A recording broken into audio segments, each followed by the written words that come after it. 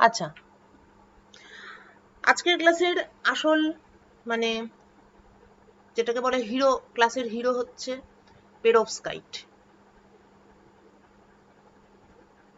পেরোভস্কাইট materials. এই পেরোভস্কাইট materials সম্পর্কে দু চারটে কথা বলার আগে আমি একটা ভিডিও দেখাবো, দু চারটে না, মানে অনেক কথাই বলবো। ভিডিওটা হচ্ছে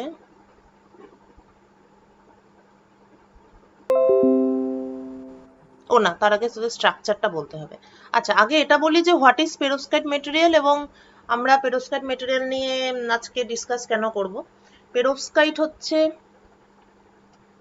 স্পেশাল ক্লাস অফ মেটেরিয়ালস যাদের ফর্মুলা হচ্ছে এইটা AbO3, যেখানে A এবং B এরা দুজনেই হচ্ছে ক্যাটায়ন।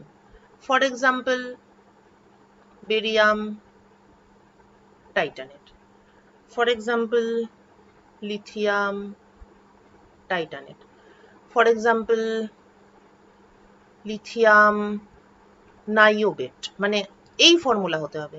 AbO3, A আর B হবে ক্যাটায়ন, আর সঙ্গে থাকবে, এখানে থাকবে অক্সিজেন। এদের স্ট্রাকচারটা কিরকম হয়? এদের স্ট্রাকচার হয়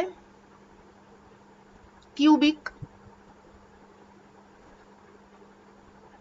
কিউবের যে 8টা কর্নার, 8টা কর্নারে থাকবে বেরিয়াম,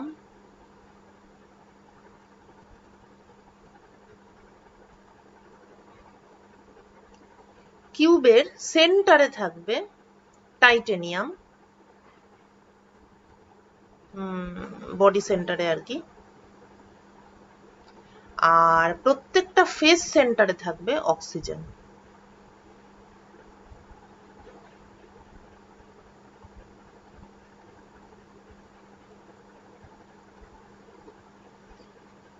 এই হচ্ছে টোটাল স্ট্রাকচার। তো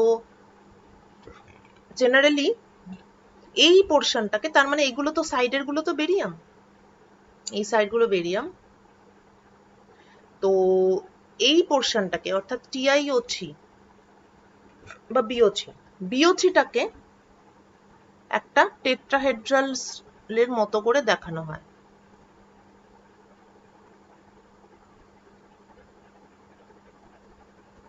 ব্যাপারটা আশা করি তোরা ইমাজিন করতে পারছিস যে একটা রেড অ্যাটম, সেটা হচ্ছে টাইটেনিয়াম, তার চারপাশে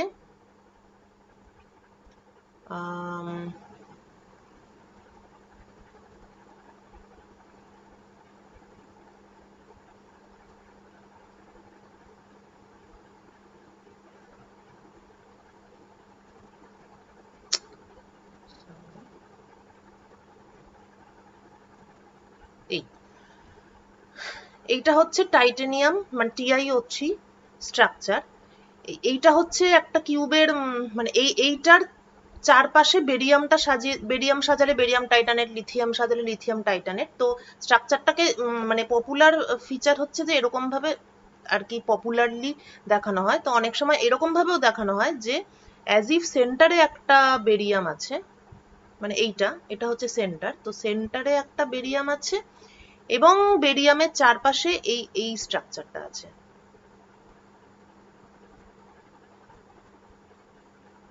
এরকম এরকম আর কি। তারপর আবার একটা এরকম,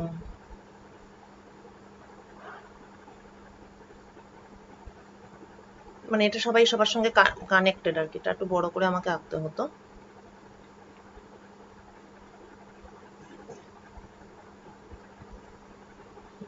তো এরকম আর কি, এরকম করে চারপাশে থাকবে এটা, মানে 1 2 3 4 5 6 7 8, 8 কোণে 8টা, মানে এটাকে সেন্টার ধরে এখানে একটা টেট্রাহেড্রাল পাবো। এটা একটা 1 2 3 4 5 6 7 8, তার মানে অ্যাজ ইফ একটা কিউবের 8 কোণে 8টা এরকম টেট্রাহেড্রাল স্ট্রাকচার, আর সেন্টারে হচ্ছে মানে 8 কোণে 8টা TiO3 টেট্রাহেড্রাল স্ট্রাকচার, আর সেন্টারে একটা বেরিয়াম। বুঝেছিস? তো মোটামুটি এই দু রকমের ছবি দিয়ে পেরোভস্কাইটকে রিপ্রেজেন্ট করা হয়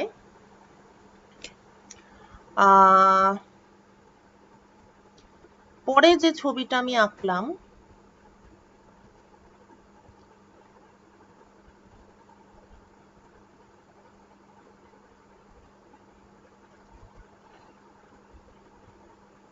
এই যে এইটা এরকম বলতে চাচ্ছি, বুঝেছিস? একটু ভালো করে অবজার্ভ করলেই বোঝা যাবে যে এই যে এইটা হচ্ছে, এই যে এটা হচ্ছে স্ট্রনশিয়াম টাইটানেট। তো স্ট্রনশিয়ামটা সেন্টারে আছে আর চারপাশে টাইটানের টেট্রাহেড্রাল স্ট্রাকচারটা দেখতে পাওয়া যাচ্ছে, এবং এখানে এইটাই মানে এই রেড গুলো যে অক্সিজেন, এগুলো কিন্তু বোঝা যাচ্ছে যে এগুলো হচ্ছে ফেস সেন্টারে আছে। মানে অরিজিনাল কিউবটা হচ্ছে এরকম, তার ভেতরে এইটা আছে এবং এগুলো ফেস সেন্টারে আছে, যেগুলোকে আমি যেরকম ভাবে দেখালাম সেরকম ভাবে কানেক্ট করেছে। 1 2 1 2 3 4 5 6, 6টা ফেসে 6টা অক্সিজেন। ওকে, তো পেরোক্সাইডকে পপুলারলি দুরকম ভাবে দেখানো হয়, এটাও একটা এবং আরেকটার ছবি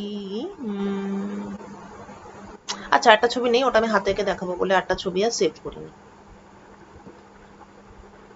আর যদি মডেলটাকে আরেকটু ক্লিয়ারলি দেখতে চাস, এটা আমি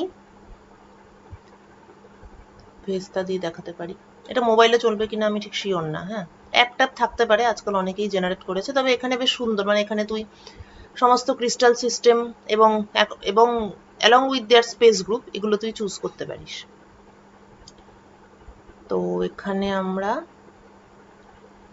এখানে প্রথমে ইয়েটা সিলেক্ট করে নিতে হবে, ক্রিস্টাল সিস্টেমটা, যেটা এক্ষেত্রে কিউবিক। এইবার তারপরে হচ্ছে অ্যাটমস অ্যাড করতে হবে। তো প্রথমত কর্নারে অ্যাটম আছে যাদের কোঅর্ডিনেট হচ্ছে 0 0 0। তারপর বডি সেন্টারে অ্যাটম আছে, সেটাকে আমরা YY বলি। এবং বডি সেন্টার তার মানে হচ্ছে কোঅর্ডিনেট গুলো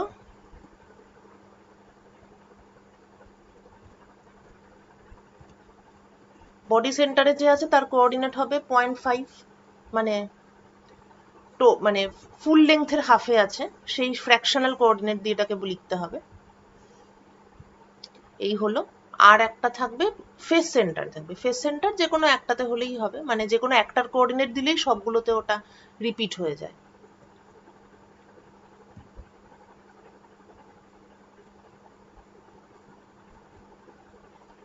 আচ্ছা লেবেল, আচ্ছা লেবেল থাক, লেবেল দরকার নেই চেঞ্জ করে। আচ্ছা হ্যাঁ, তো ফেস সেন্টার হলে কি হবে, যে কোনো দুটোতে 0.5 আর একটাতে 0।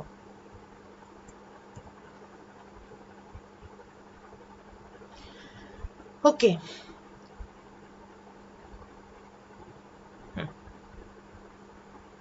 ওকে, তো এই হচ্ছে আমাদের স্ট্রাকচার। এইবার একটা জিনিস করে নিতে হবে, সেটা হচ্ছে অ্যাটমের সাইজটা একটু ছোট না করলে তো ব্যাপারটা ঠিক বোঝা যাচ্ছে না, তাই এদের সবাইকে ছোট সাইজ করে দিই, বা অ্যাটলিস্ট ডিফারেন্ট সাইজ করে দিই।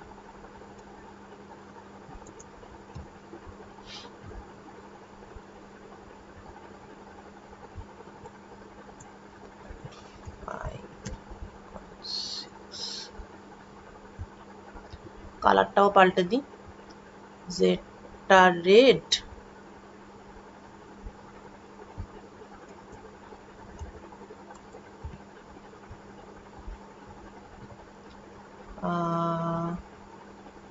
হোয়াইটটা ব্ল্যাক,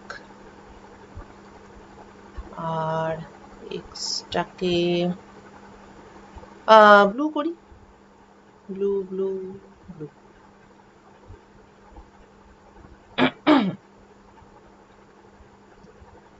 ঠিক আছে, তো এই হচ্ছে, এই যে দিস ইজ আওয়ার পেরোক্সাইড স্ট্রাকচার, যেখানে আমাদের টেট্রাহেড্রালটা পেয়েছিলাম এদেরকে কানেক্ট করে।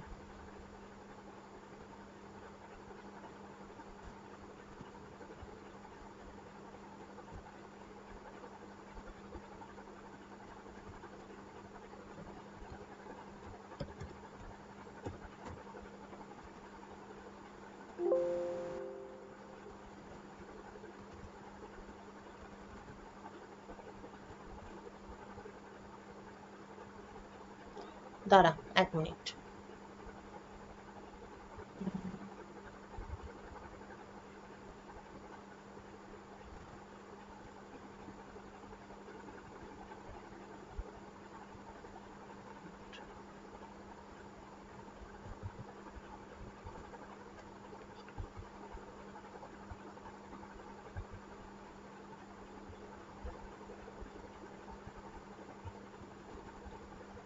রাইট।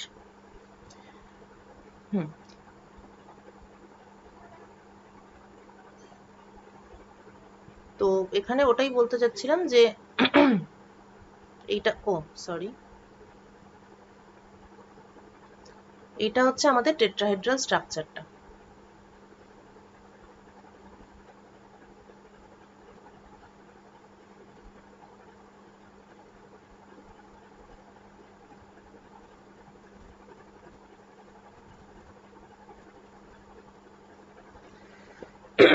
ঠিক আছে, সো দিস ইজ আওয়ার পেরোভস্কাইট। এবং এখানে এটা তো তোরা লক্ষ্য করলি, এটাকে এই ছবি থেকে অবশ্য ক্লিয়ারলি বোঝাটা একটু ডিফিকাল্ট।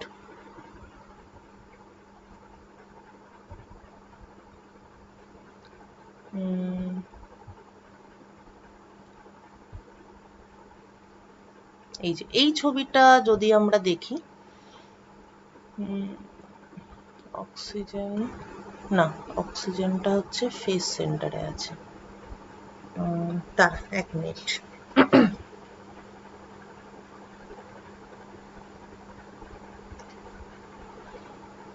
অক্সিজেনটা নেগেটিভ, ও না, এই ছবিটা থেকেই দেখতে হবে ব্যাপারটাকে। আচ্ছা, তো এখানে অ্যাকচুয়ালি এই ব্লু গুলো, এগুলো হচ্ছে বেরিয়াম।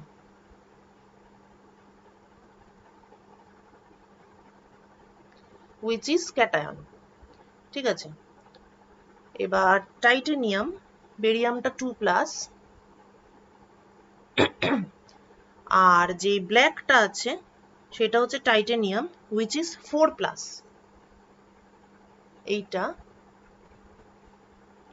this is titanium 4+। তাহলে এইটা হচ্ছে পজিটিভ চার্জের ডিস্ট্রিবিউশন। তার মানে পজিটিভ চার্জের সেন্টারটা যেহেতু পুরোটাই সিমেট্রিক, তাই পজিটিভ চার্জের সেন্টারটা তার মানে কিউবের সেন্টারে আছে। এবার আমি যদি নেগেটিভ চার্জ দেখি তাহলে সেটা হচ্ছে O2-, যেটা এরকম টেট্রাহেড্রাল স্ট্রাকচারে আছে এবং টেট্রাহেড্রালের সেন্টারে ব্ল্যাক অ্যাটমটা আছে। তার মানে এই যে এখন যে স্ট্যাটাসটা আছে এটার, সেখানে দ্য স্ট্রাকচার ইজ নন পোলার। এখানে কোনো there is no dipole moment এবং therefore spontaneous polarization is 0 in this structure. ওকে, এবং এটা কিন্তু সেই মানে সেন্ট্রোসিমেট্রিক স্ট্রাকচার, মানে সেন্টার, মানে এখানে একটা সেন্টার অফ সিমেট্রি আছে। এবার নাও দিস ইজ কল্ড প্যারা ইলেকট্রিক ফেজ, কেননা এখানে কোনো স্পন্টেনিয়াস পোলারাইজেশন নেই। কিন্তু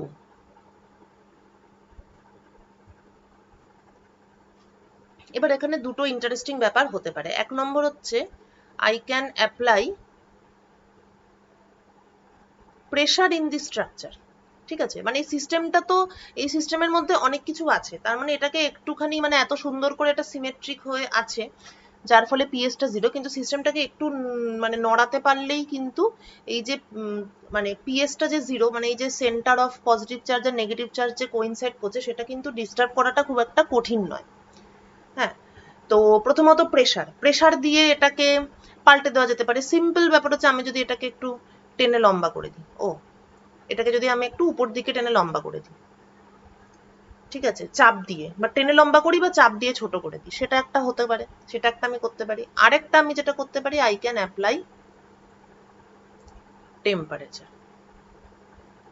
তাহলে প্রেসার আর টেম্পারেচার হচ্ছে দুটো খুব ইম্পর্টেন্ট, মানে ইম্পর্টেন্ট আর কি এজেন্ট, যেটা দিয়ে কোনো একটা মেটেরিয়ালের এই ফেজটাকে চেঞ্জ করা যায়, মানে paraelectric ferroelectric, it is possible to change.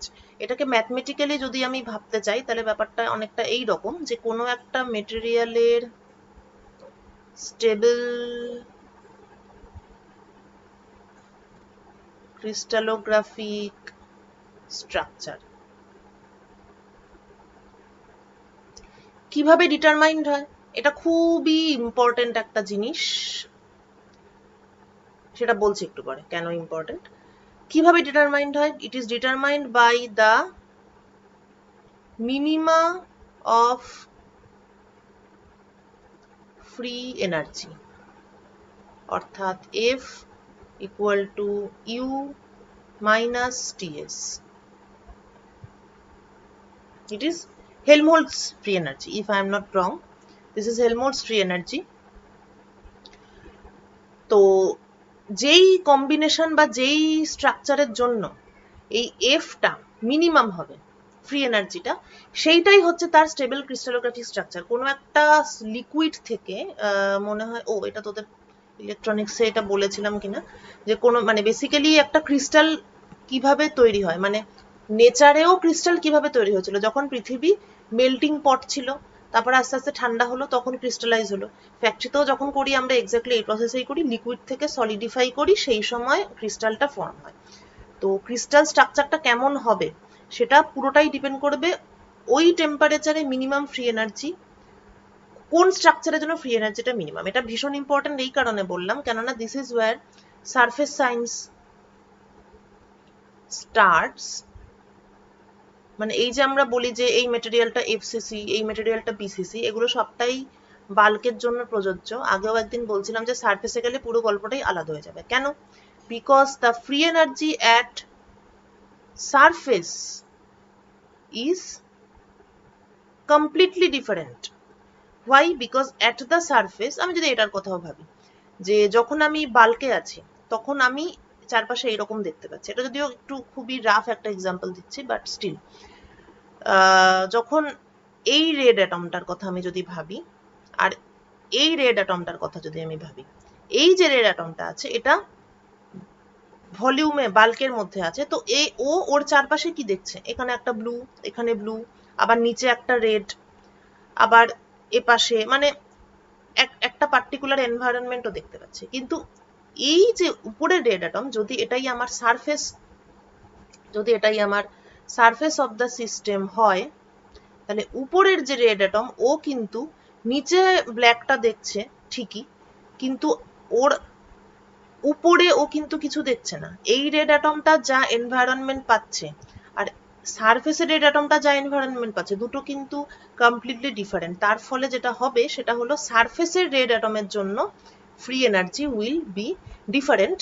তাই সারফেসের অ্যাটমের অ্যারেঞ্জমেন্ট আর ভলিউমের অ্যাটমের অ্যারেঞ্জমেন্ট পুরোপুরি আলাদা হয়, যার ফলে সারফেসের যে কোনো মেটেরিয়াল বা যে কোনো স্ট্রাকচার, যে কোনো লেয়ার, তাদের সায়েন্স ইজ কমপ্লিটলি ডিফারেন্ট।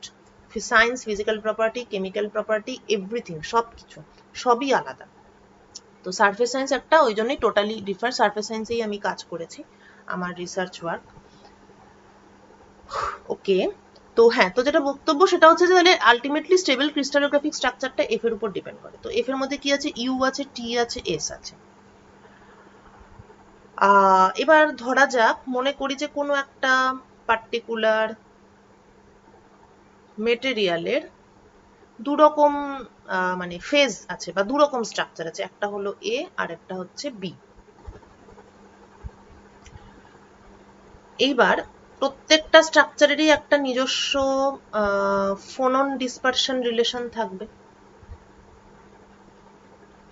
এসব আমরা আগেই করেছি। সেটা এরও একটা থাকবে এবং বি এরও একটা থাকবে।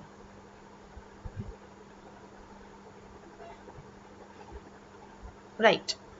তো এবার ধরি যে আমি বি স্ট্রাকচারটাকে আমি হিট করলাম।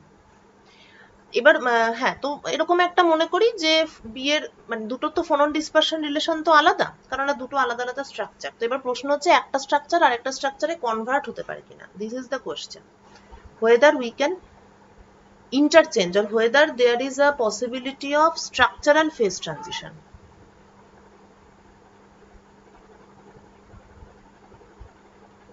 তো উত্তরটা হচ্ছে হ্যাঁ, it is possible. Why? Because মনে করি যে এর যে ফোনন ডিসপারশন রিলেশন সেখানে মানে হায়ার এনার্জি স্টেটেও অনেক ফোনন পাওয়া যায়। সাপোজ হায়ার এনার্জি স্টেট গুলো they are occupied by phonons.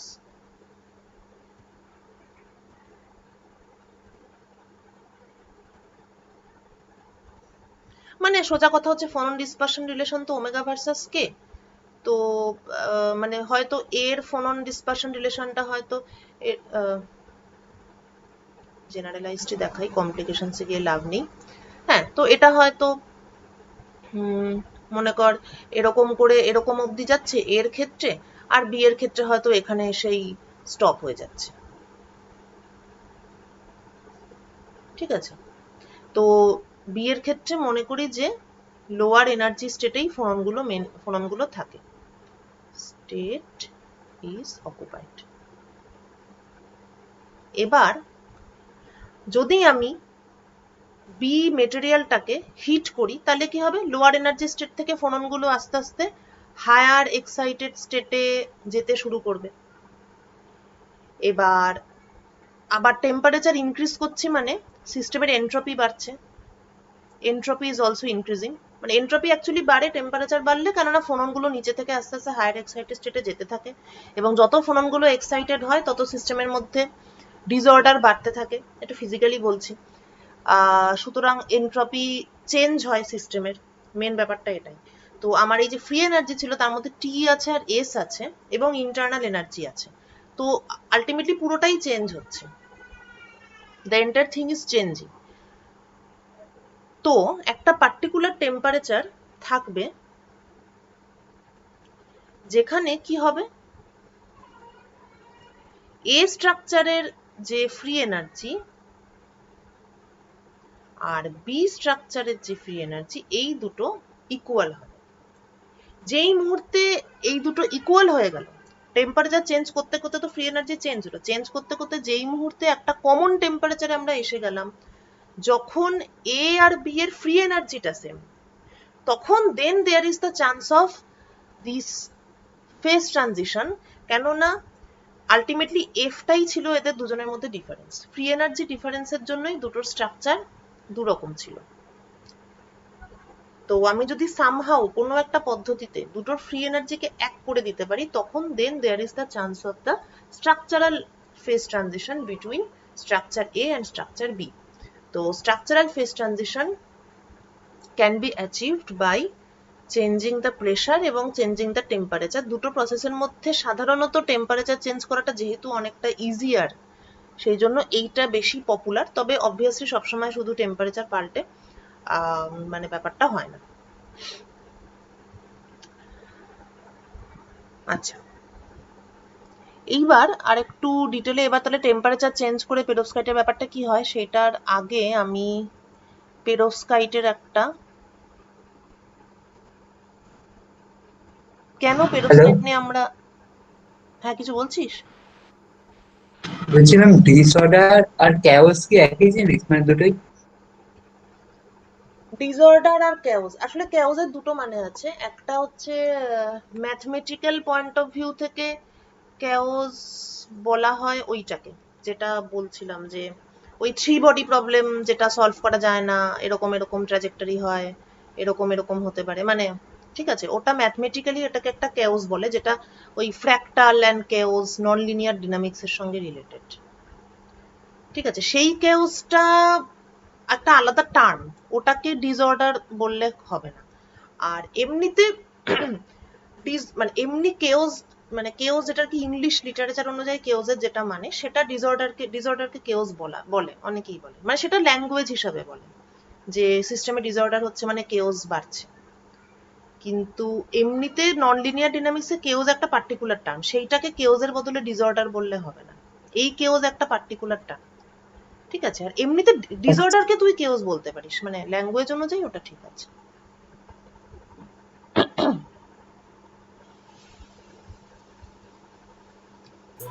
and generate the most common crystal structures found on the planet. But common doesn't mean boring.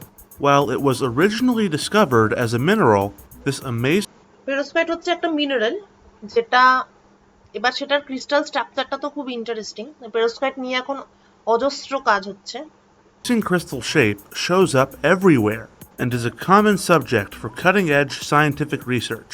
For starters, Earth scientists are fascinated with it because even though it's the most abundant kind of important, most abundant kind of mineral on the planet, perovskite দিয়েই পৃথিবী তৈরি। mineral on the planet, we hardly ever see it. Most of it is আমরা buried দেখতে পাই না, কেননা ভেতরে আছে। deep within the Earth's mantle. Perovskites make up 93%. Just imagine, ভেতরের যে মানে আর্থের আপার ক্রাস্টের ঠিক নিচে যে লেয়ারটা, তার 93%ই হচ্ছে পেরোস্কাইট মেটেরিয়াল। আমি মাঝে মাঝে ভাবি যে এই সবই কেন পেরোস্কাইট হয়ে গেল, সেটার পেছনে সায়েন্সটা কি, মানে এত অ্যাবান্ডেন্স কেন? Of the lower mantle's mass and 38% of the total mass of the planet.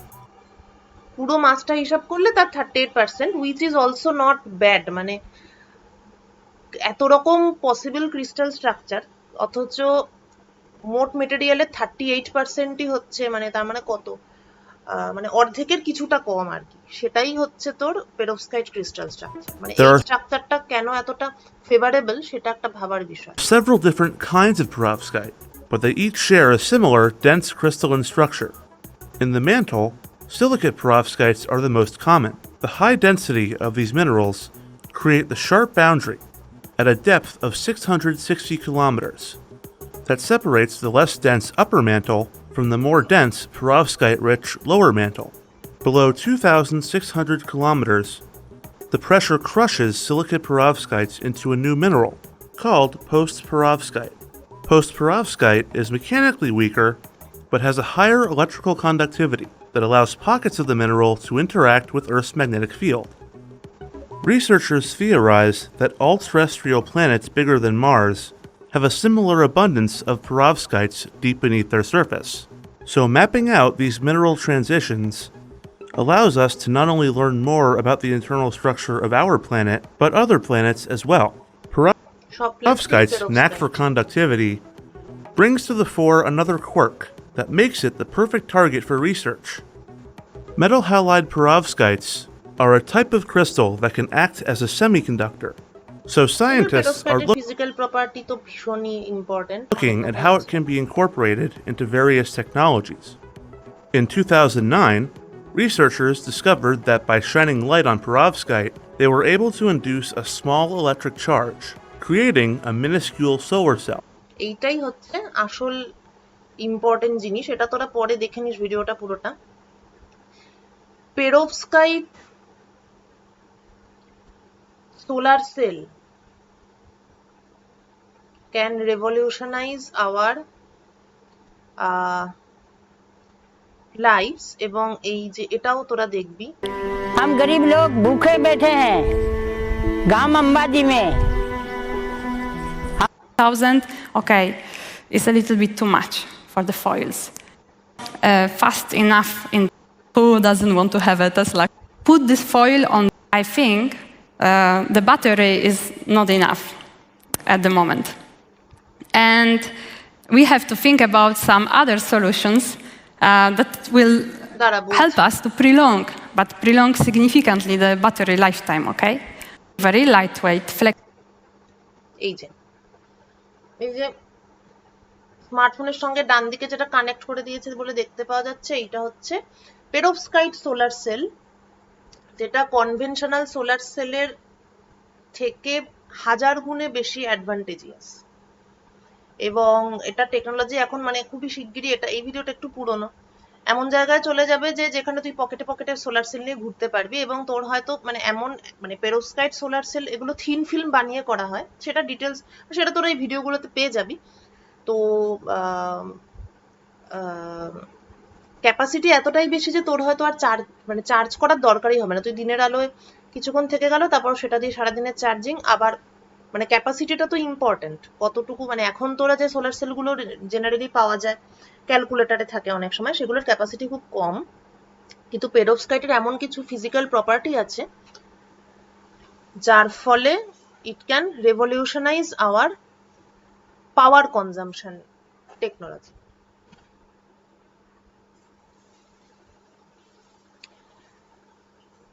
ওকে, তাহলে এবার নেক্সট কোয়েশ্চেন হচ্ছে ফেজ ট্রানজিশন বললাম। ওকে, হ্যাঁ, তো নেক্সট কোয়েশ্চেন হচ্ছে যে ওই ক্রিস্টাল স্ট্রাকচার যেটা ছিল পিওরলি কিউবিক,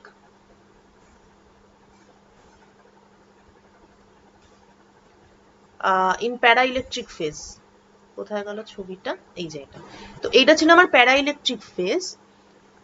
এবার এটা আমি যদি টেম্পারেচার কমাতে শুরু করি, if I start to cool it down, then what happens? প্রথমেই যেটা হয় সেটা হচ্ছে when I am crossing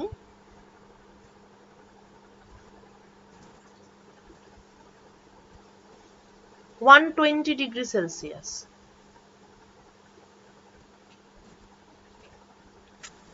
যখনই আমি 120 ডিগ্রির নিচে নেমে যাচ্ছি তখন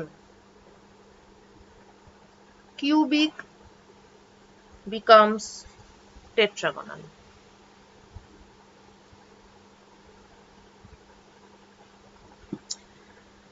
তো এই যে কিউবিকটা টেট্রাগোনাল হচ্ছে, সেখানে তো স্ট্রাকচারটা কিরকম হয় এবার একটু দেখি আমরা।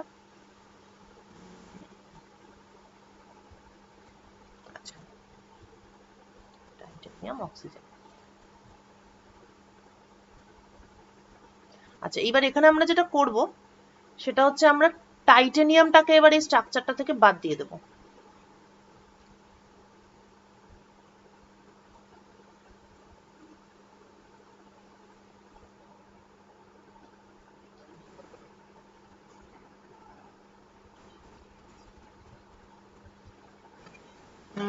আমার সেন্টারে ছিল টাইটানিয়াম, সেন্টার অর্থাৎ হ্যাঁ বডি সেন্টার, বডি সেন্টারে টাইটানিয়াম ছিল, ঠিক আছে, এটাকে বাদ দিয়ে দেব। অ্যাকচুয়ালি অ্যাপ্লাই, ঠিক আছে। তাহলে এখন আমার যে স্ট্রাকচারটা থাকলো সেখানে আমার কি থাকলো, এই পাশে থাকলো ব্লু গুলো হচ্ছে ক্যাটায়ন আর রেড গুলো হচ্ছে অ্যানায়ন। এখনো পর্যন্ত এরা সিমেট্রিক ভাবে অ্যারেঞ্জ করা আছে এদেরকে। এবার আমরা দেখব যে ক্রিটিক্যাল টেম্পারেচারের নিচে এলে কিভাবে ডিফরমেশনটা হচ্ছে। শুধু এই অ্যারেঞ্জমেন্টের ডিফরমেশনটা দেখব, আর টাইটানিয়ামটা রাফলি একই পজিশনে থাকবে, ঠিক আছে। যেহেতু টাইটানিয়ামটা একই পজিশনে থাকবে, টাইটানিয়ামের চেঞ্জ হবে না, তাই স্ট্রাকচারটা থেকে টাইটানিয়ামটাকে বাদ দিচ্ছি। অ্যাকচুয়ালি টাইটানিয়ামকে রেখে ব্যাপারটা করাটা একটু ডিফিকাল্ট, মানে সেটা অতটা অ্যারেঞ্জমেন্ট এই সফটওয়্যারে করা যায় কিনা সেটা আমি ঠিক শিওর না, বুঝেছিস, মানে সেটা আরো অনেক কমপ্লিকেটেড অ্যালগোরিদম আছে, তো সেটা আমি এখানে করতে চাইছি না। ওকে, তাহলে কি বললাম, কিউবিক থেকে টেট্রাগোনাল হয়। So let us change the structure. So it is tetragonal. এবার টেট্রাগোনালের প্রপার্টি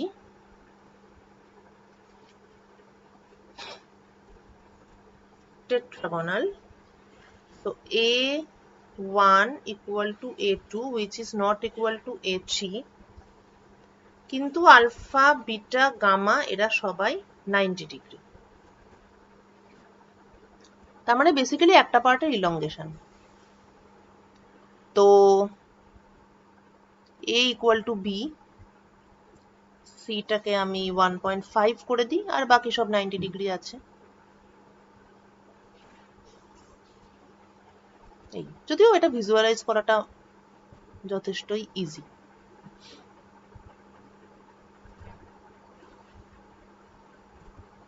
এই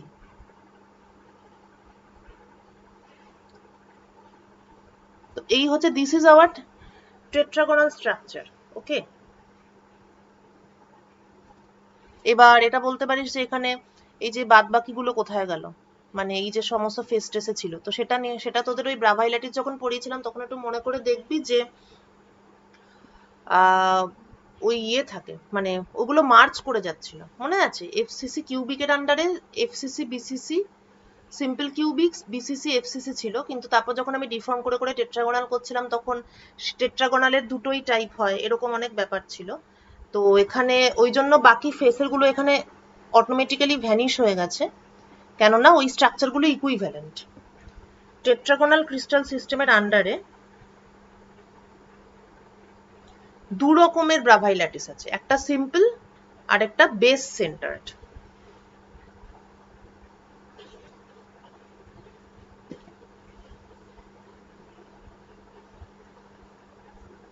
One is simple and the other is base centered. তো এফসিসি কে ডিফর্ম করলে সেটা বেস সেন্টারে কনভার্ট হয় এবং এটাকেই রিপিট করলে পুরো ক্রিস্টালটা পাওয়া যায়। সেই জন্য এখানে জাস্ট বেসের ইয়েটাই দেখাচ্ছে আর কি। তো মেন ব্যাপারটা সেটা নয়, মেন ব্যাপারটা হচ্ছে যে এখানে তাহলে বেরিয়াম আর অক্সিজেন আছে, তো বেরিয়াম আর অক্সিজেন এটা ডিফর্ম হয়ে এরকম হয়ে গেল, কিন্তু টাইটেনিয়ামটা একই জায়গায় থেকে গেছে, অর্থাৎ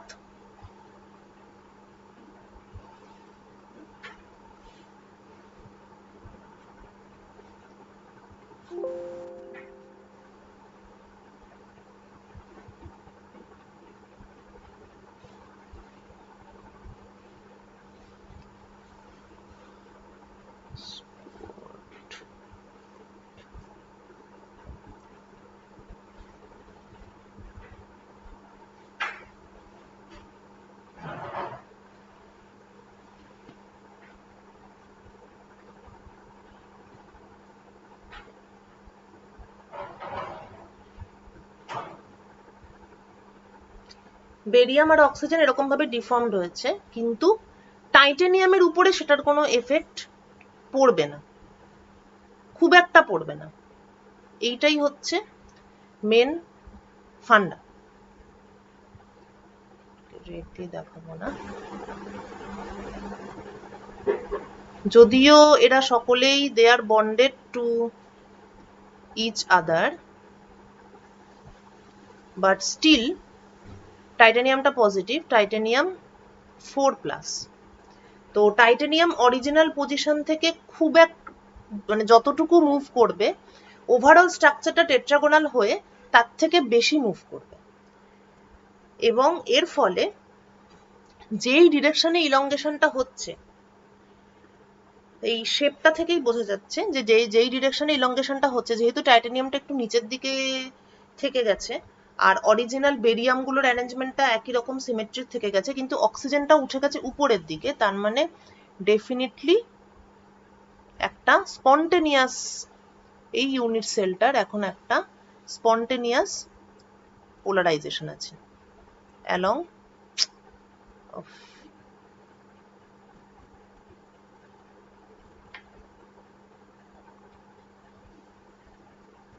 this direction.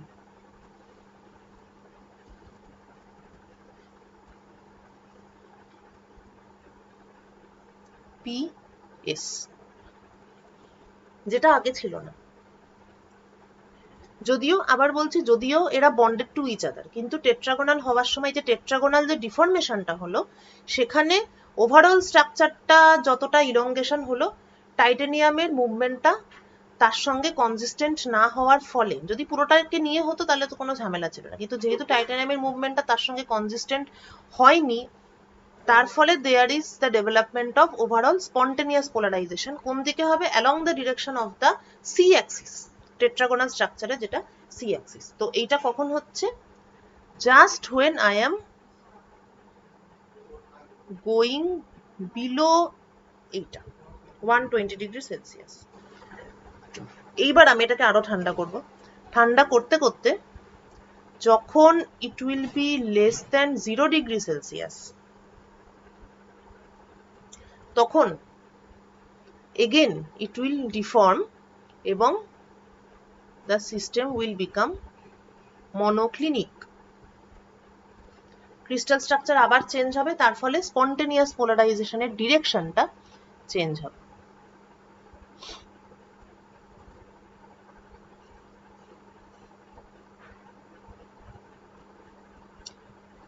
সো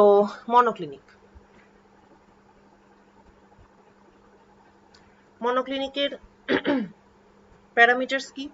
কেউ কারোর সঙ্গে ইকুয়াল নয়। A1 not equal to A2 not equal to A3। Alpha দুটো অ্যাঙ্গেল 90 ডিগ্রি,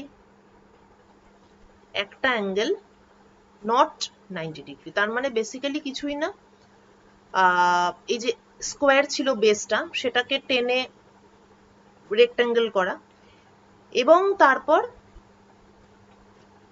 মানে দেখাতে পাচ্ছি না এখানে, মানে একটা কি বলবো, কাদার তাল, তার নিচটা ঠিক আছে, উপরটাকে আমি ঠেসে এরকম একটা ফোর্স দিলাম, তার ফলে একটা অ্যাঙ্গেল 90 ডিগ্রি থেকে চেঞ্জ হয়ে গেল। ঠিক আছে,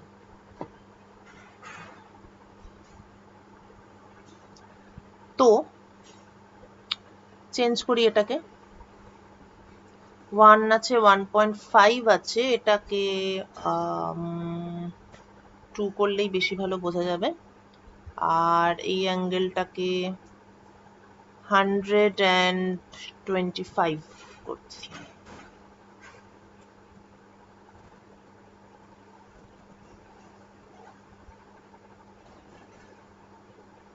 ঠিক আছে, কেউ কারোর সঙ্গে ইকুয়াল নয়, এবং এই ফেসটা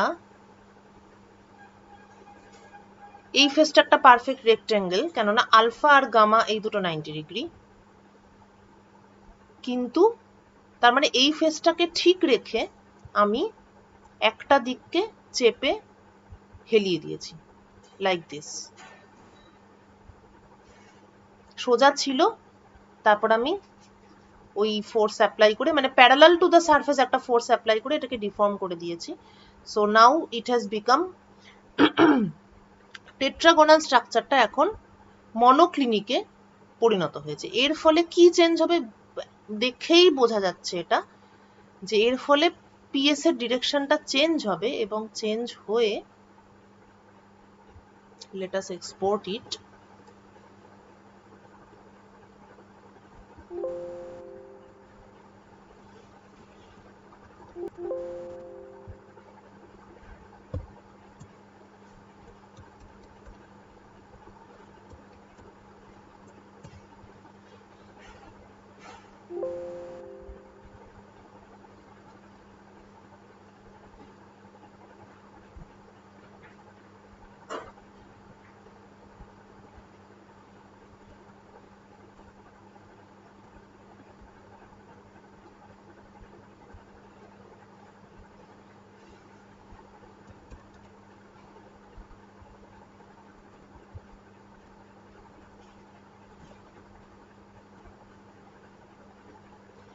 এই তো এখন মনোক্লিনিক স্ট্রাকচারে আগে পিএসটা ছিল সোজা এরকম, রাইট? এখন মনোক্লিনিক স্ট্রাকচারে একটা ফেস এরকম ভাবে টিল্ট হয়ে গেছে, সেই জন্য পিএসটা it will be directed along a face diagonal.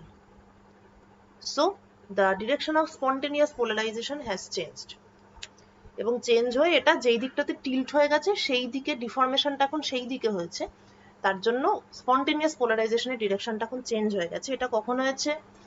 যখন temperature has gone below 0 degree Celsius, monoclinic. তারপর আবার আমি টেম্পারেচার কমাবো, তার মানে ফ্রি এনার্জি চেঞ্জ হতে হতে থাকছে। ঠিক আছে, তার মানে এখনো পর্যন্ত যা পেয়েছি তার মানেটা হচ্ছে এফ মনোক্লিনিক at 0 মানে 273 কেলভিন, কেলভিনে লিখি F monoclinic at 273 Kelvin is F tetragonal at 273 Kelvin, এবং F tetragonal at 120 degree Celsius, আচ্ছা এটা কেলভিনে লিখলাম না, is F cubic at 120°C। ঠিক আছে, তো এবার 0 থেকে আবার কমাতে কমাতে যাব। আবার একবার স্ট্রাকচারাল ফেজ ট্রানজিশন হবে যখন টেম্পারেচার গোজ বিলো -80°C। তখন এটা মনোক্লিনিক থেকে it will become rhombohedral or trigonal।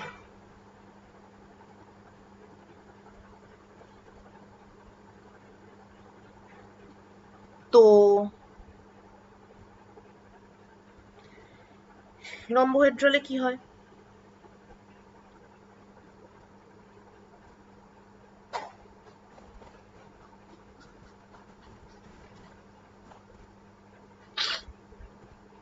A1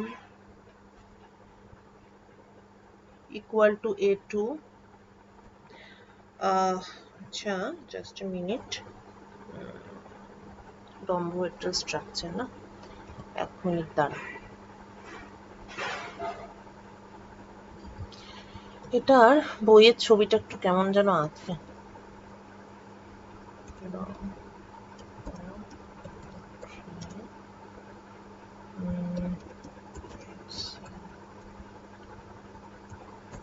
parameters, হ্যাঁ ঠিকই আছে, বইতে একটু কেমন অদ্ভুত আছে ছবিটা। যাই হোক, তো রম্বোহেড্রাল বা trigonal structure, it is A1 equal to A2 equal to E3, এবং আলফা বিটা গামা এরাও ইকুয়াল, কিন্তু এরা কেউ 90° নয়। রম্বোস থেকে এসেছে রম্বোহেড্রাল। এটা কখন হবে? -80 নিচে নেমে গেলে। সো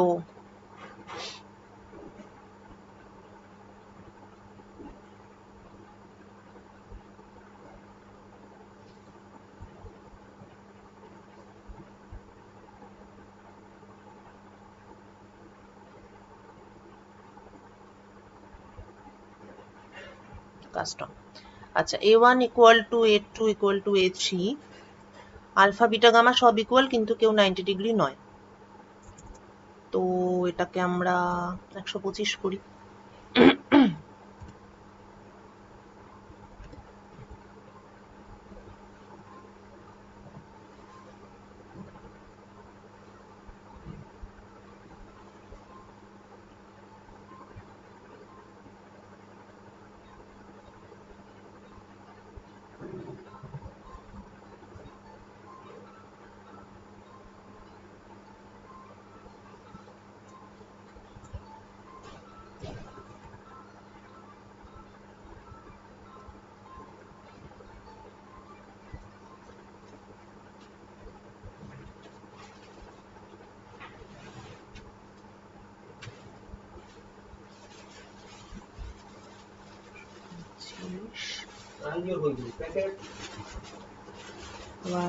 y নতুন করে অ্যাড করতে হবে। এখানে ছিল originally,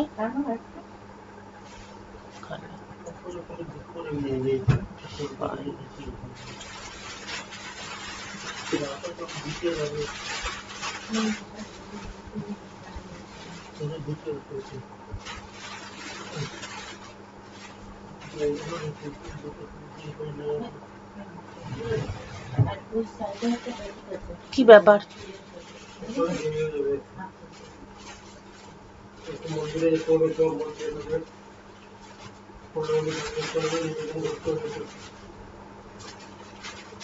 one one one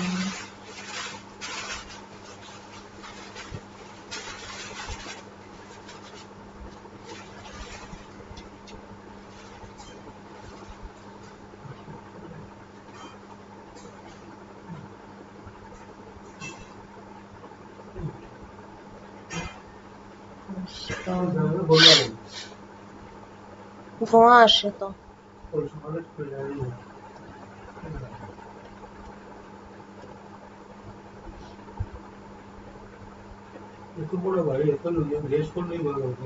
cubic structure, ওকে। কি একটা কারণে ভেস্টাটা একটু গন্ডগোল করছে, একটু কম অ্যাঙ্গেল দিয়ে।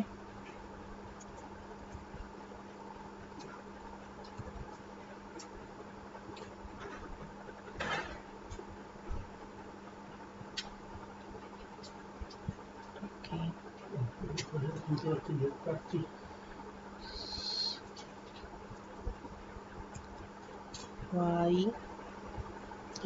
0.5 0.5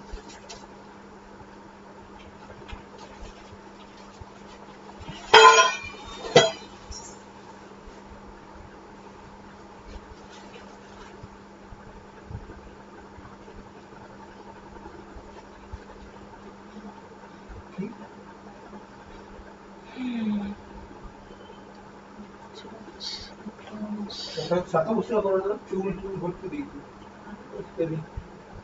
তুমি করে দেবো না, সবই হয়ে যাবে। এগুলো করবে, এগুলো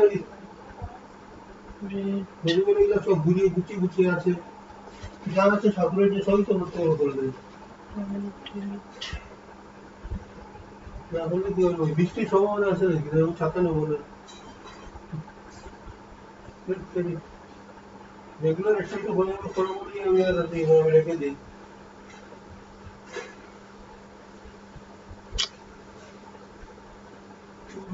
আজকে ছাতা নেবো না। অ্যাটম গুলো শো করছে না। আচ্ছা ঠিক আছে, ভেস্টাটা কোনো একটা কারণে ডিস্টার্ব করছে। ঠাকুরের জায়গা জিনিস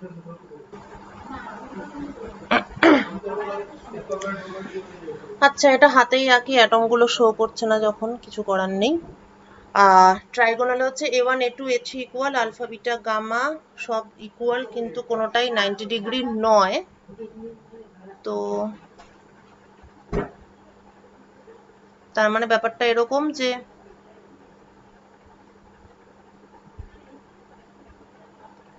simple cubic alpha beta gamma সব ইকুয়াল, কিন্তু কোনোটাই 90 ডিগ্রি নয়। তার মানে এইটাকে যতটা বাঁকাবো এটাকেও ততটাই বাঁকাবো, মানে এটাকে এটাকে এইদিকে ফোর্স অ্যাপ্লাই করলে এই অ্যাঙ্গেলটা চেঞ্জ হবে আর কি, চেঞ্জ হয়ে এটা সাপোজ এরকম হবে। তারপরে আবার এদিক দিয়েও চেঞ্জ করব, তার মানে এদিকটাও ডিফর্ম হবে। এটা একটু ক্রিস্টাল স্ট্রাকচারটা দেখাতে পারলে বেটার হতো। ঠিক আছে, ওটা পরে কখনো করব, বা তোরা ওই ক্রিস্টাল মেকার দিয়েও করে নিতে পারিস। তো আলটিমেটলি যেহেতু আলফা বিটা গামা সব ইকুয়াল, a1 a2 a3 সবাই ইকুয়াল, কিন্তু 90 ডিগ্রি নয়, তার মানে ওটা আঁকা বাঁকা হবে, পারফেক্ট মানে কিউবিক যেরকম দেখতে হয় সেটা হবে না। তার ফলে যেটা হবে সেটা হচ্ছে যে স্পন্টেনিয়াস পোলারাইজেশনের ডিরেকশনটা ইট উইল বি অ্যালং দা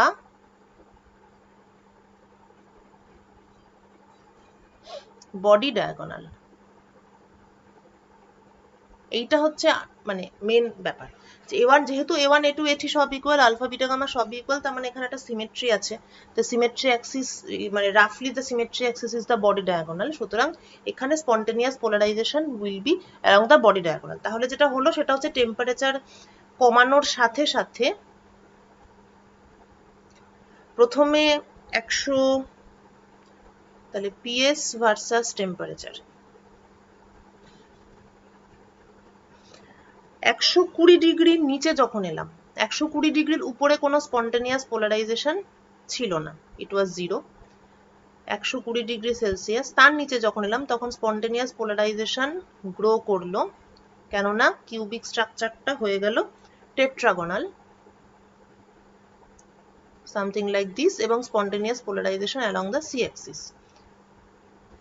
আরো কমাতে কমাতে যখন মনোক্লিনিকে মানে যখন 0 ডিগ্রি সেলসিয়াসে এলাম, তখন স্ট্রাকচারটা চেঞ্জ হয়ে গেল মনোক্লিনিক, এবং তখন স্পন্টেনিয়াস পোলারাইজেশনের ভ্যালুটা চেঞ্জ হলো, অ্যাজ ওয়েল অ্যাজ ডিরেকশনটাও চেঞ্জ হলো। এখানে একটা ফেস ডিফর্মড, তাই ফেস ডায়াগোনাল বরাবর পিএস, তারপর কমিয়ে কমিয়ে আবার যখন -80 এলাম তখন আবার স্ট্রাকচারাল ফেস ট্রানজিশন হলো, পিএস এর ভ্যালুটা কমলো এবং পিএস এর ডিরেকশনটা এখন হয়ে যাবে অ্যালং দ্য বডি ডায়াগোনাল, এরকম। এটা টেট্রা, এটা মনো, এটা রম্ব। ঠিক আছে, এবার এখানে একটা লুপ তো আছেই, এপাশ থেকে আসার সময় এটা সোজা এরকম ভাবে ট্রানজিশন হয়, কিন্তু আবার যখন আমরা হিট আপ করি তখন এটা এই পাথ ফলো করে, এবং এটার ক্ষেত্রেও একটা লুপ আছে। এই ওকে, তো এইটা ছিল, এই গ্রাফটা হচ্ছে this is for barium titanate, এবং এই যে ফেজ ট্রানজিশনটা হলো এটাকে বলা হয় ডিসপ্লেসিভ ফেজ ট্রানজিশন। এখানে একটা নন পোলার সাইট একটা পোলার সাইটে পরিণত হয়েছে, যেটার অ্যাবাউটে অসিলেশনটা হচ্ছে। মানে অসিলেশন মানে আমরা অলরেডি যে পোলারাইজেবিলিটি, তারপরে ওই সমস্ত অসিলেশন যে স্টাডি করেছি আর কি, ওমেগা কি যেন E square by M divided by omega square minus omega nought square. তো polarization is about a polar site এখন below the critical temperature or transition temperature. এছাড়া আরেক ধরনের হয় স্ট্রাকচারাল ফেজ ট্রানজিশন, সেটাকে বলে অর্ডার ডিসঅর্ডার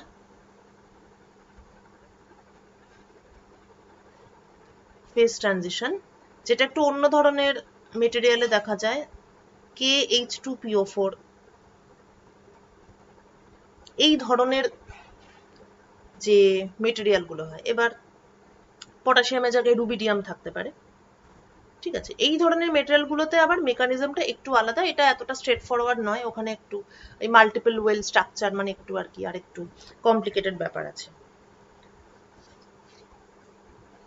একটা ভ্যালুর জন্য বলি, just to get an idea, যদি পজিটিভ আয়ন বেরিয়াম 2+ আর টাইটেনিয়াম 4+, এদের এই যে টোটাল স্ট্রাকচারটা, এটার সঙ্গে মানে এদের যে চার্জ সেন্টার আর অক্সিজেনের যে চার্জ সেন্টার, তাদের মধ্যে গ্যাপ যদি 0.1 অ্যাংস্ট্রম হয়, তাহলে স্পন্টেনিয়াস পোলারাইজেশনের ভ্যালু বা ডাইপোল মোমেন্টের ভ্যালুটা হচ্ছে 3 × 10⁻⁻18 ESU সেন্টিমিটার।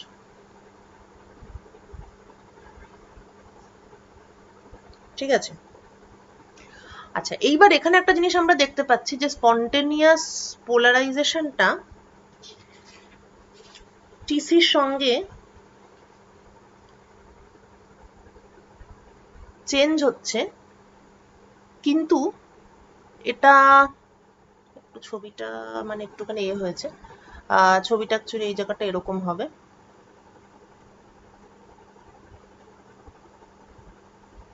এটা অ্যাকচুয়ালি এরকম ভাবে আসবে, ক্রিটিক্যাল টেম্পারেচারে আসবে, তারপর ওটা এরকম করে সোজা ফল করবে।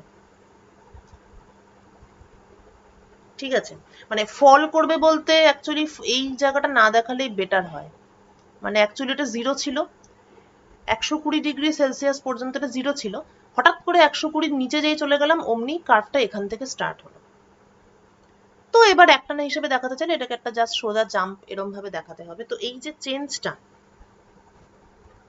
the change of spontaneous polarization with TC, this is discontinuous. আবার কিছু কিছু মেটেরিয়ালের ক্ষেত্রে দেখা যাবে যে যেমন এটা তো ছিল বেরিয়াম টাইটানেট, কিন্তু যেমন লিথিয়াম LiTaO3 এই মেটেরিয়ালটার ক্ষেত্রে কিন্তু PS স্পন্টেনিয়াস পোলারাইজেশন TCর সঙ্গে কন্টিনিউয়াসলি চেঞ্জ হয়। তো যদি পিএসটা টিসির সঙ্গে কন্টিনিউয়াসলি চেঞ্জ হয়, চেঞ্জটা যদি কন্টিনিউয়াস হয়, then it is called second order phase transition. এটা তোরা তো কিছুটা পড়েছিস, কখন ফেজ ট্রানজিশন ফার্স্ট অর্ডার হয় বা সেকেন্ড অর্ডার হয়। তো পিএস যদি স্মুথলি চেঞ্জ হয় তাহলে second order phase transition, PS যদি ডিসকন্টিনিউয়াসলি চেঞ্জ হয় then it is called first order phase transition. তো এই ferroelectric to paraelectric phase transition এটা ফার্স্ট অর্ডারও হতে পারে, সেকেন্ড অর্ডারও হতে পারে, এক একজনের ক্ষেত্রে এক এক রকম। whereas superconducting phase transition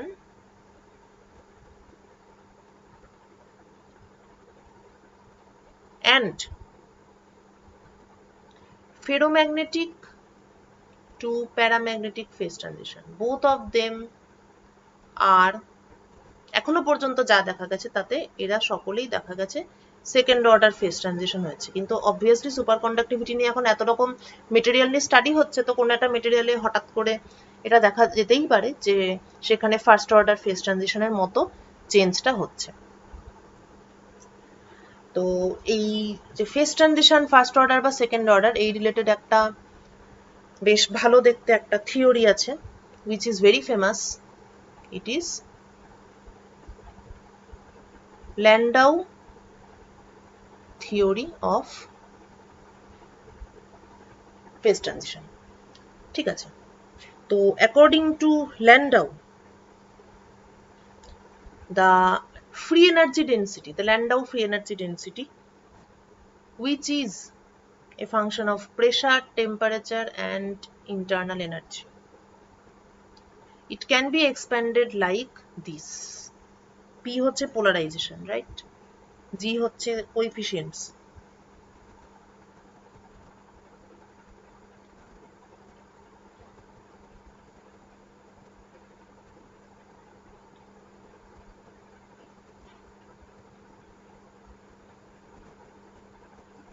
infinite series. লক্ষণীয় হচ্ছে এখানে অড পাওয়ার গুলো নেই। অড পাওয়ার গুলো অ্যাকচুয়ালি থাকতেই পারে, অড পাওয়ার থাকবে না। আমরা একটা সিম্পল কেসের জন্য লিখেছি odd powers will be absent যদি if the unpolarized crystal has a centre of inversion symmetry. যেমন বেরিয়াম টাইটানেটে যা দেখালাম, সেখানে প্যারাইলেকট্রিক স্টেটে সেন্টারে একটা অ্যাটম ছিল, বিসিসি বডি সেন্টারে টাইটেনিয়াম ছিল। তো সেক্ষেত্রে এই সমস্ত ক্রিস্টালের ক্ষেত্রে অড পাওয়ার গুলো থাকবে না। তাছাড়া পাওয়ার সিরিজে সবসময় যে লেখা যাবে এরকম নয়, কিছু কিছু এক্সেপশন আছে। যাই হোক, আমাদের কেসগুলোতে মানে বেশিরভাগ মেটেরিয়ালের ক্ষেত্রে এটাকে এভাবে লেখা যায় এবং সেখানে অড পাওয়ার থাকে না। এখন ইকুইলিব্রিয়াম পোলারাইজেশন বা স্পন্টেনিয়াস পোলারাইজেশন আমরা পাবো, we will get equilibrium polarization যখন del f del p is 0, অর্থাৎ minus E plus g2p plus g4 pq g6 p to the power 5 এইটা যখন 0। ঠিক আছে, এটার যে সলিউশন সেই সলিউশনটাই হচ্ছে পিএস। এখন এর আন্ডারে দুটো পসিবিলিটি হতে পারে। ফার্স্ট পসিবিলিটি ইজ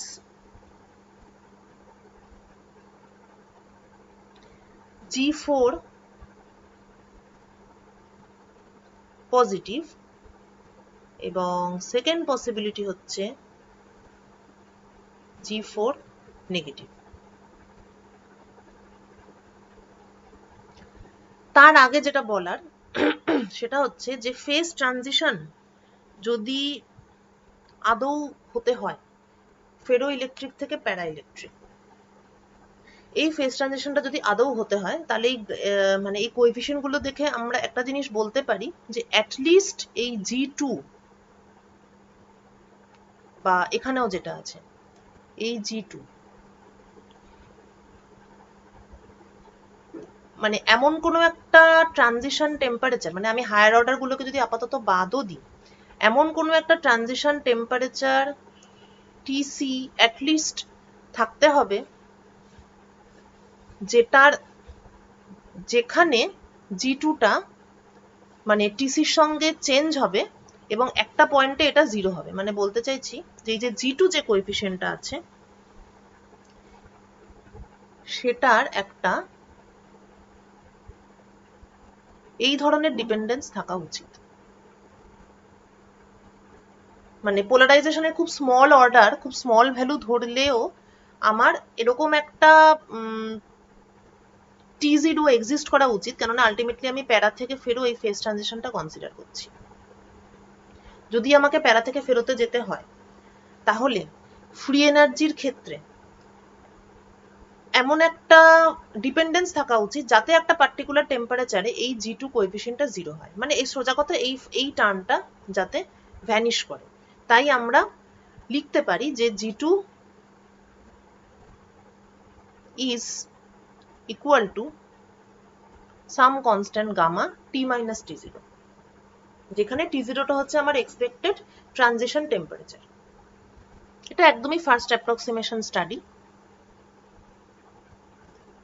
তাহলে এই অবস্থায় অর্থাৎ G2 equal to gamma T minus T0, এই অবস্থায় এইবার আমি এই জিনিসটাকে যদি দেখি যে G4 পজিটিভ, আচ্ছা এখানে আমি গামা T মাইনাস T0 যেখানে গামা পজিটিভ, ঠিক আছে, G2 is equal to gamma T minus T0 যেখানে গামা পজিটিভ, তার মানে দাঁড়ালো ট্রানজিশন টেম্পারেচারের উপরে G2 পজিটিভ আর নিচে G2 নেগেটিভ। যাই হোক সেটা আনইম্পর্টেন্ট, মানে এই এর পরের স্টেপটাতে সেটার কোনো ইম্পর্টেন্স নেই। মেন ব্যাপারটা হচ্ছে G4 যখন পজিটিভ তখন G6 না এটা নয়, এটা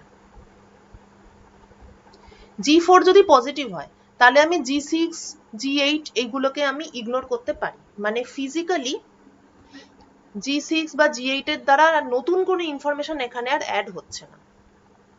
কেন অ্যাড হচ্ছে না? কেননা আমরা এখানে ম্যাক্সিমা বা মিনিমা স্টাডি করছি।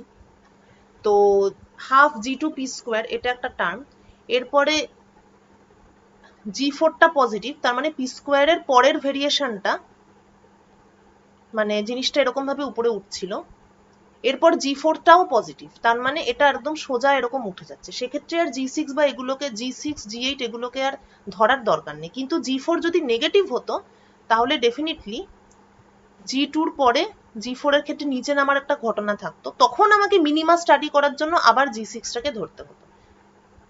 মানে এই জায়গাটায় মানে প্রবলেম হচ্ছে না তো বুঝতে? G2টা আমরা বুঝে গেছি gamma T minus T0, critical টেম্পারেচারের উপরে থাকলে G2 পজিটিভ হবে আর নিচে থাকলে G2 নেগেটিভ হবে। তাহলে G2টা দিয়ে আমি ফেজ ট্রানজিশনটাকে ডেসক্রাইব করতে পারছি। এবার এর পরের কোএফিসিয়েন্টগুলো আমি যদি দেখি তাহলে G2 P square, suppose G2 positive, তাহলে ব্যাপারটা এরকম হচ্ছে। এই অবস্থায় যদি G4টাও পজিটিভ হয় তাহলে তো এটা সোজা উপরে উঠে যাবে, তখন আর G6 কি হচ্ছে না করছে আমার দেখার কোনো দরকার নেই। কিন্তু G4 যদি নেগেটিভ হয় তখন তো এটা নিচে নামবে, তখন আমাকে G6টাকে আবার দেখতে হবে যদি আমি মিনিমাটাকে স্টাডি করতে চাই। এবার G2টা যদি নিজেই নেগেটিভ হতো তাহলেও কিন্তু একই ব্যাপার, G2 নেগেটিভ, এবার যদি G4 পজিটিভ হয় তাহলে এরকম একটা কিছু, তখন আর G6টা আনইম্পর্টেন্ট হয়ে যাচ্ছে। কিন্তু G4 যদি আবার নেগেটিভ হয় তখন আমাকে G6টা কিন্তু দেখতে হবে, কারণ মিনিমা আমাকে স্টাডি করতে হবে। মানে কটা কোএফিসিয়েন্ট ধরবো আর কটা ধরবো না সেটা হচ্ছে ব্যাপার। তো G4 যদি পজিটিভ হয় তাহলে G6টা আমি আর মানে কনসিডার করব না, G6 neglected. Then gamma T minus T0 PS plus G4 PS cube equal to 0, যেখানে ইটাকে মানে আন্ডার জিরো অ্যাপ্লাইড ফিল্ড, কেননা স্পন্টেনিয়াস পোলারাইজেশন মানে এটা তো ইলেকট্রিক ফিল্ড,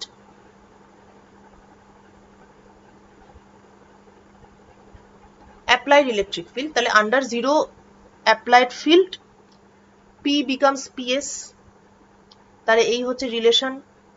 এবং এটাকে সলভ করলে আমরা পাচ্ছি PS এর mod value it is equal to gamma by G4 square root T0 minus T square root. Behavior of PS with মানে across transition temperature. This is second order phase transition.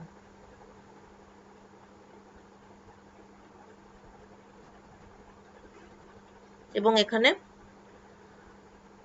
Smoothly change হবে spontaneous পোলারাইজেশনটা। আর G4 যখন negative হবে তখন আমাকে G6 পর্যন্ত যেতে হবে।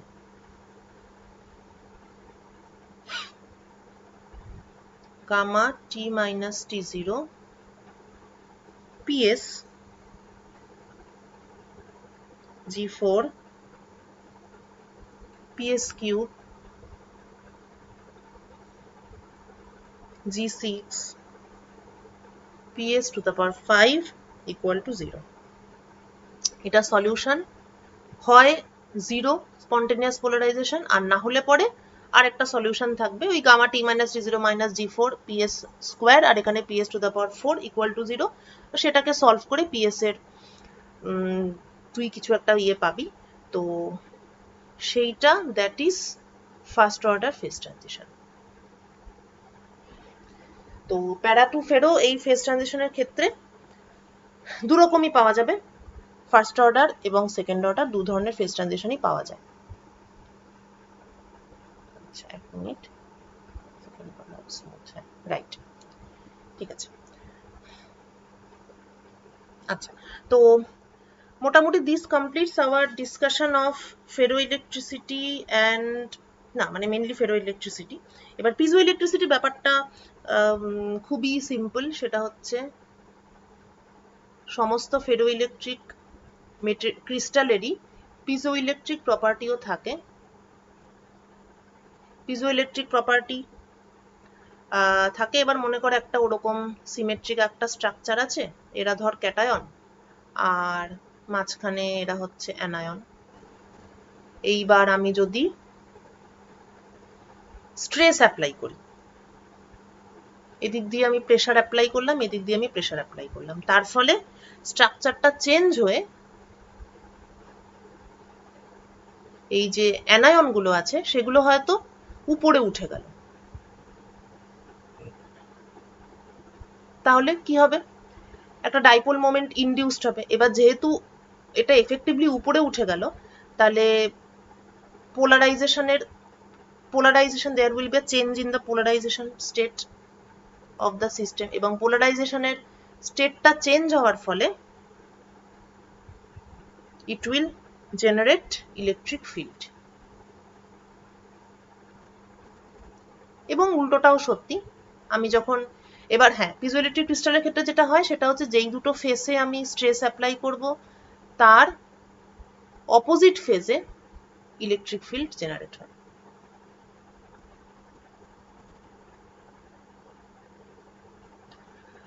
এবং উল্টোটাও সত্যি, আমি যখন ইলেকট্রিক ফিল্ড অ্যাপ্লাই করব তখনও পোলারাইজেশন স্টেট চেঞ্জ হবে। সেই পোলারাইজেশন স্টেট চেঞ্জ হওয়া মানে হচ্ছে অ্যাটমগুলো বা আয়নগুলোর একটা মুভমেন্ট হবে।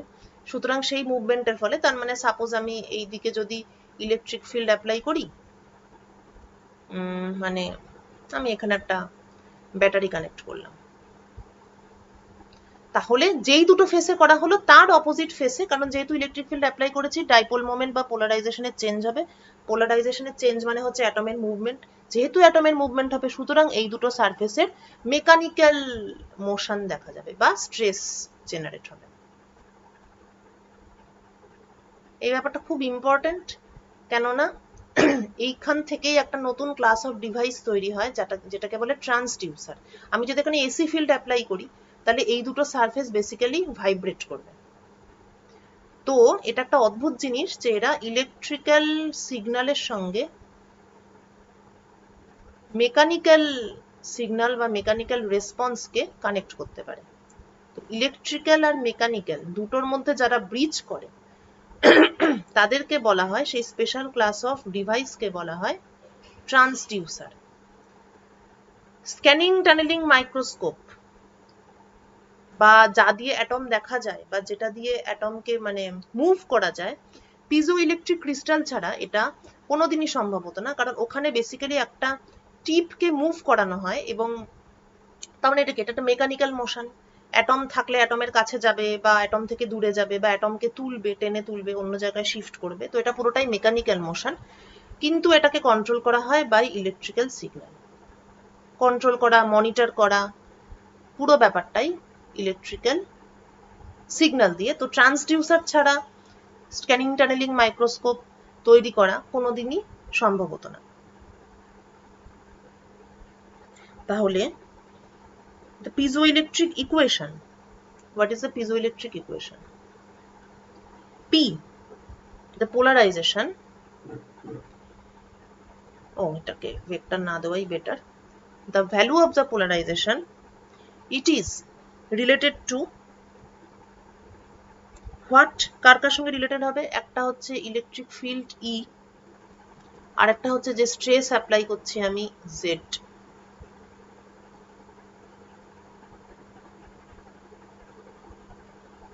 তো linear relation P is equal to ZD plus E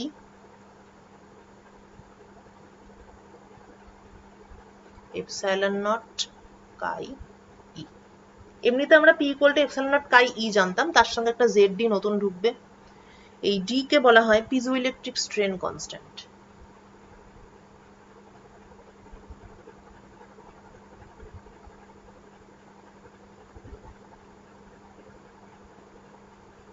আর এই কাইটাই এগুলো তো সাসেপ্টিবিলিটি এটসেট্রা। ঠিক আছে, আর যে ইলাস্টিক স্ট্রেন যেটা জেনারেট হবে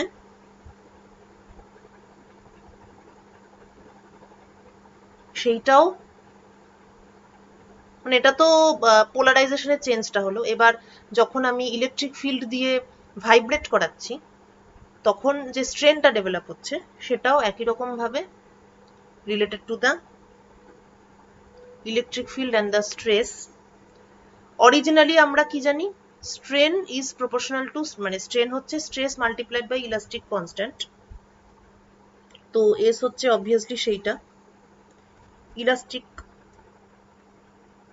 কনস্ট্যান্ট, কিন্তু পিজোইলেকট্রিক ক্রিস্টালের ক্ষেত্রে স্ট্রেনটা ইলেকট্রিক ফিল্ডের উপরেও ডিপেন্ড করছে, সেই জন্য ডিটাকে বলা হয় পিজোইলেকট্রিক স্ট্রেন কনস্ট্যান্ট। ঠিক আছে, তাহলে ডি এর কিন্তু দু ধরনের পারপাস। অরিজিনালি আমরা জানতাম পোলারাইজেশন শুধু ইলেকট্রিক ফিল্ড দিয়েই ক্রিয়েট করা যায়, কিন্তু পিজোইলেকট্রিক ক্রিস্টালের ক্ষেত্রে তুমি স্ট্রেস দিয়েও পোলারাইজেশনকে, মানে you can create, you can change polarization, তাই পিজোইলেকট্রিক কনস্ট্যান্ট। আবার অরিজিনালি আমরা জানি যে স্ট্রেন হচ্ছে স্ট্রেস ইনটু ইলাস্টিক কনস্ট্যান্ট, কিন্তু পিজোইলেকট্রিক ক্রিস্টালের ক্ষেত্রে ইলেকট্রিক ফিল্ড দিয়েও এটাকে মডিফাই করা যায়, তাই ইট ইজ, এখানে দুটোই ঢুকেছে, এখানে পিজোইলেকট্রিক স্ট্রেন কনস্ট্যান্ট ডি কোএফিসিয়েন্টটা। তো এটাই হচ্ছে সিগনেচার আর কি, ডি এর যা ভ্যালু হবে সেটাই হচ্ছে পিজোইলেকট্রিক ক্রিস্টালের কি বলবো, মানে প্যারামিটার। ঠিক আছে, তবে ফেরোইলেকট্রিক না হয়ে পিজোইলেকট্রিক সেটাও হতে পারে, তবে ওই যেটা মাল্টিফেরোইক সেটা বলেছিলাম, যেসব মেটেরিয়াল একসঙ্গে সবই হয়, ফেরো, পাইরো, পিজো এটসেট্রা, তাদেরকেই বলা হয়, সেই মেটেরিয়ালগুলো খুবই ইম্পর্টেন্ট এবং তাদেরকে বলা হয় মাল্টিফেরোইক্স। তাহলে পাইরোর সঙ্গে ফেরোইলেকট্রিকের বেসিক ডিফারেন্সটা কি?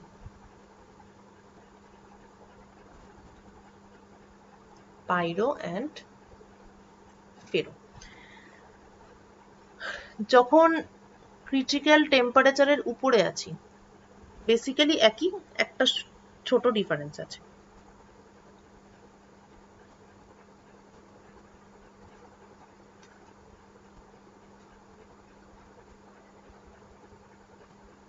যখন উপরে আছি তখন তো সব সিমেট্রিক,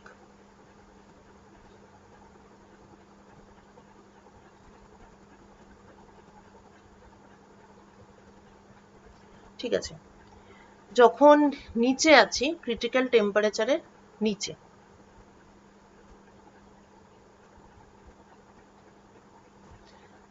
তখন পাইরোইলেকট্রিক, মানে তখন ফেজ ট্রানজিশন হয়ে একটা স্পন্টেনিয়াস পোলারাইজেশন হবে। তো ধরা যাক এটা এখানে মুভ করে গেছে,